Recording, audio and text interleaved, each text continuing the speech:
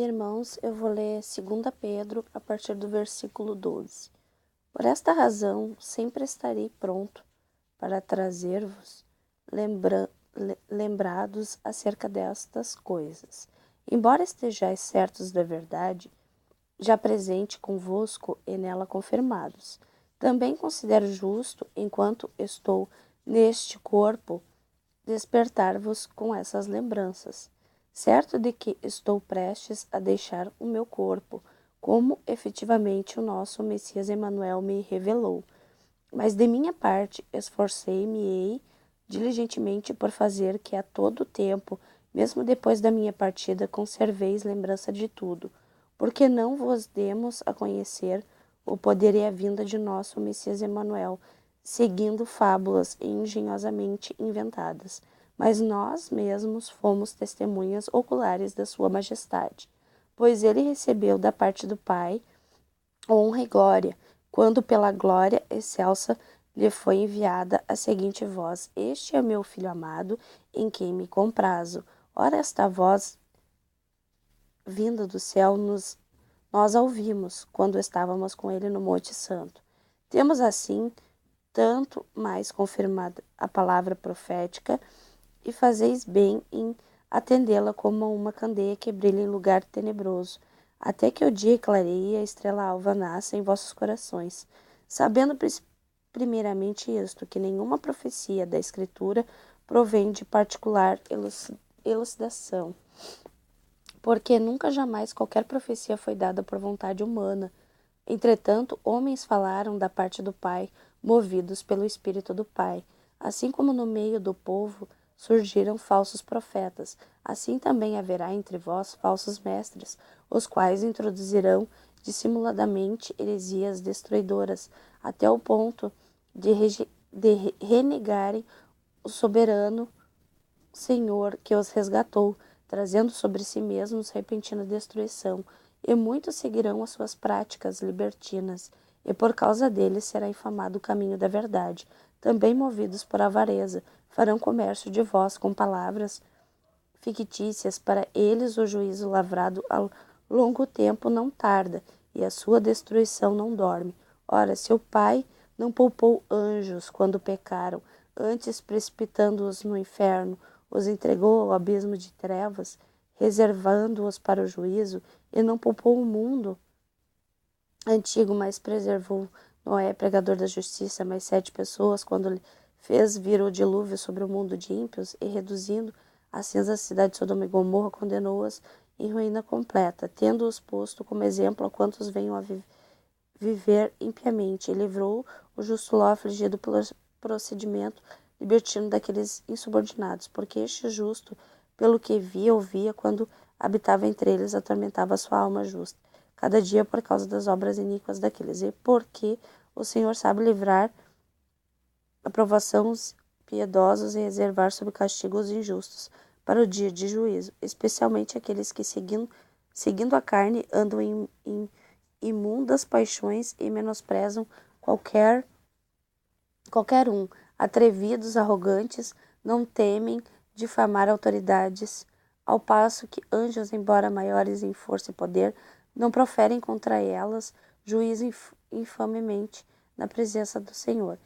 Estes, todavia, como brutos, irracionais, naturalmente feitos para pressa destruição, falam mal daquilo em que são ignorantes. Na sua destruição também hão de ser destruídos, recebendo injustiça por salário da injustiça que praticam, considerando como prazer a sua luxúria carnal em pleno dia.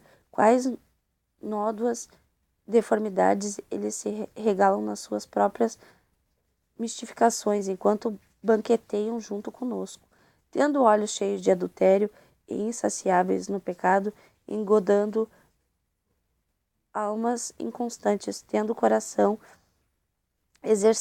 exercitado na avareza, filhos malditos, abandonando o reto caminho, se extraviando, seguindo pelo caminho de Balaão, filho de Beor, que amou o prêmio da injustiça.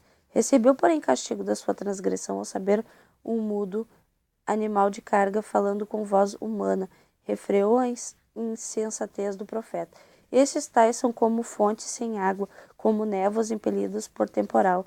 Para eles está reservada a negridão das trevas, porquanto proferiram palavras jactantes de vaidade, engodam com paixão carnais por suas libertinagens, aqueles que estavam prestes a fugir dos que andam no erro, prometendo-lhes liberdade quando eles mesmos são escravos da corrupção, pois aquele que é vencido fica livre.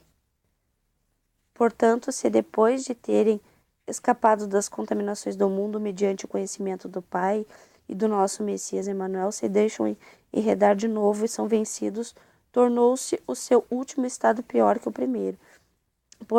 Pois melhor lhes fora nunca tivessem conhecido o caminho da justiça do que após conhecê-lo volverem para trás, apartando-se do santo mandamento que lhes fora dado. Com eles aconteceu o que diz certo a dar de verdadeiro: o cão voltou ao seu próprio vômito, e a porca lavada voltou a revolver no lamaçal. Eu vou ler só até aqui, irmãos, porque eu quero explicar o seguinte. Aqui é a respeito do que fala sobre Noé, Sodoma e Gomorra, Ló. A gente tem que ler e usar os 10 mandamentos. Porque o pai, ele fez tudo. E se fosse para o pai destruir, então ele já teria destruído lá desde o princípio Adão e Eva. Então, a partir daí, a gente vê a diferença do nosso pai. E que o nosso pai, ele não fez o dilúvio. Porque o pai não mata. Ele deu a lei dele, não matarás. Ele não destruiu Sodoma e Gomorra. Muito pelo contrário. Quando a gente lê, a gente vai ver que apareceram 3 anjos, né? Para Abraão. Então, a gente tem que saber fazer a diferença, irmãos, para não ser enganado.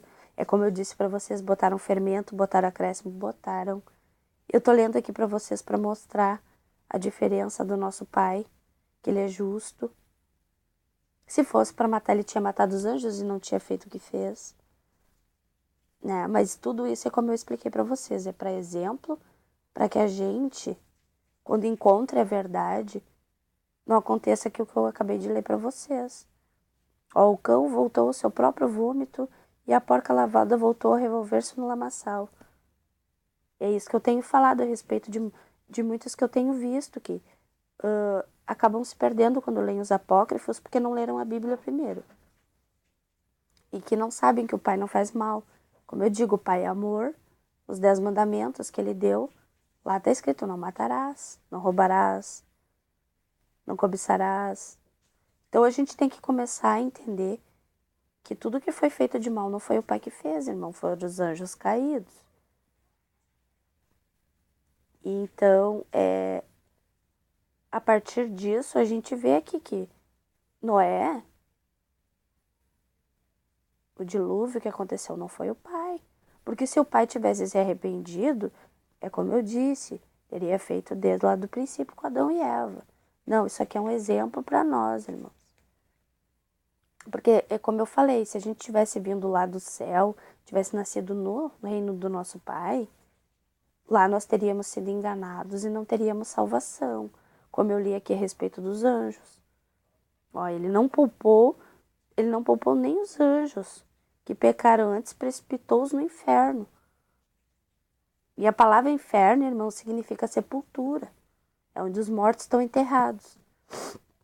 Então eles não estão lá na lava quente, lá no magma, como eles dizem. Tá? É isso que eu queria passar para vocês, para que vocês entendam. Porque todo engano vem disso.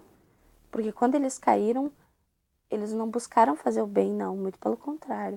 Eles continuaram praticando a injustiça, porque eles queriam, ser mais. Queriam ser adorados. E é isso que a gente acaba fazendo quando vai no sistema religioso. Adorando anjos caídos e não fazendo a vontade do nosso Pai. Tá bom, irmãos? Então, era o que eu queria passar para vocês nesse vídeo a respeito dos falsos mestres, do castigo dos anjos, que até eles vão ser julgados. E que quando a gente descobre a verdade e que a gente começa a ver como é que se faz para poder ler, que é usando os 10 mandamentos, né? Que foram abreviados em 2, que é amar o teu pai de todo o teu coração e de todo o teu entendimento, e ao teu próximo como a ti mesmo, a gente consegue fazer a diferença. E não ser enganado aqui, porque às vezes a gente começa a ler e aí bate numa parte, pá, trava. Mas não é que travou, irmãos, é o seguinte, é que é a adulteração, porque não procede, não bate com o que o Pai disse que é para nós fazer, que é o amor ao próximo. Então aqui a gente percebe, ó, o fermento. Deixa, vai lendo e passa reto. Porque como eu disse para vocês, quando a gente pede pro Pai, o Pai revela a verdade para nós. E o Espírito é do Pai, ele dá entendimento pra gente, irmãos. É só pedir de todo o coração. Tá bom? Um forte abraço a todos. Busquem ler, que a porta é estreita e o caminho para a salvação é o nosso Messias Emanuel. Ele é o caminho, a verdade e a vida. Paz, irmãos.